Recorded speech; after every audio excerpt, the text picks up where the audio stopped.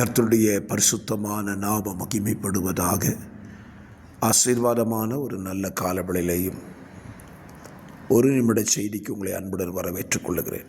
சங்கீதம் 67:6-7 இப்படி சொல்லப்பட்டிருக்கிறது: தேவன் எங்களை ஆசீர்வதிப்பார்.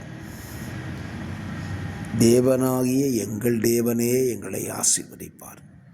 அப்படியானால் ஆசீர்வாதம் என்பது யாரோ கொடுப்பது அல்ல, தேவன் கொடுக்கிற ஆசீர்வாதம்தான் ஐஸ்வர்யத்தை கொண்டு வரும்.